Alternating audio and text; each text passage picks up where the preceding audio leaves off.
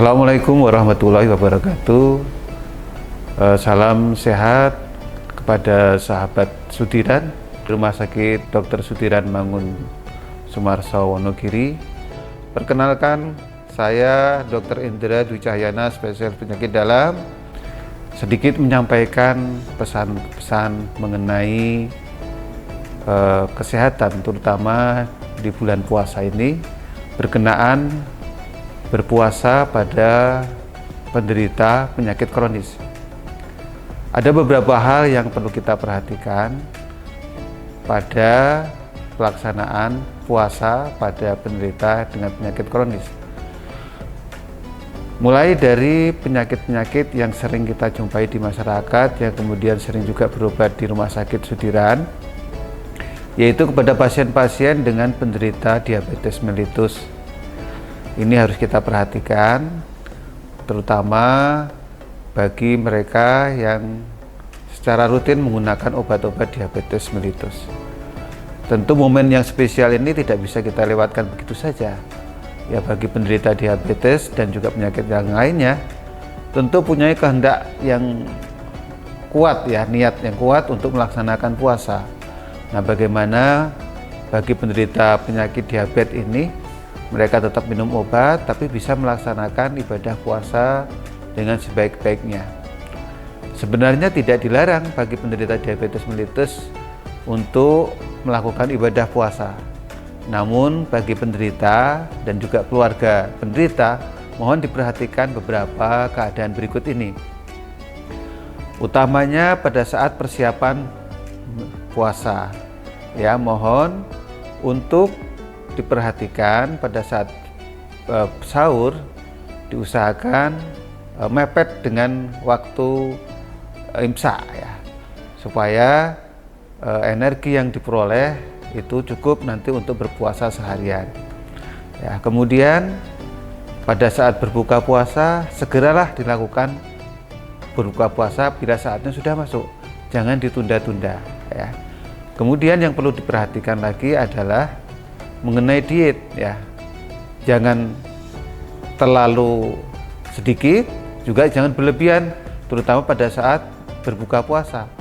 Jangan terlalu sedikit pada saat sahur, ya, dan juga jangan berlebihan pada saat berbuka puasa, ya, biasa-biasa saja lah, ya. Yang penting harus kita perhatikan adalah aktivitas selama menjalankan ibadah puasa, ya. Apabila Anda berkeinginan untuk berolahraga, ambillah olahraga pada waktu sore hari menjelang berbuka puasa, ya. Kemudian aktivitas juga harus diperhatikan supaya tidak menyebabkan penggunaan kalori yang berlebihan sehingga akan menyebabkan gula darahnya turun. Nah, perlu diperhatikan juga mengenai pengobatan, ya. Pengobatan yang biasanya pada pagi hari, biasanya dengan pil, ya, dipindah ke sore hari. Kemudian bagi yang menggunakan insulin tetap misalnya 3 kali sehari, cuma karena berpuasa jadi 2 kali makannya, maka diganti menjadi 2 kali. Kemudian yang dosis sore itu tetap, sedangkan dosis paginya pada saat sahur mungkin bisa dikurangi separuhnya paling tidak, untuk menghindari pada saat puasa tidak ngedrop gulanya, ya. Saya kira itu yang paling diperhatikan. Juga harus diperhatikan juga, ya, jangan sampai nanti kalau selama berpuasa itu ada keluhan, misalnya lemes, keringat dingin, kemudian gliyeng. Nah, itu tanda-tanda terjadinya hipoglikemi. Maka jangan paksakan untuk berpuasa, karena ini akan berbahaya sekali bagi penderita, ya. Oleh karena itu, tetap kita bisa melaksanakan puasa dengan sebaik-baiknya. Kemudian bagi penderita yang lainnya, misalnya hipertensi, ya, itu tetap dilakukan obat, cuma yang kita perhatikan adalah dietnya, ya. Jangan menggunakan makanan-makanan, konsumsi makanan-makanan yang terlalu asin, ya, supaya tensinya tidak tinggi, ya.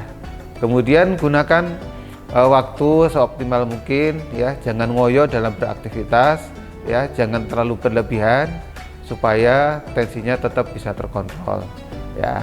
Kemudian pada saat buka puasa juga demikian, jangan menggunakan mengkonsumsi makanan-makanan yang terlalu tinggi, kadar garamnya, terutama yang asin-asin ya.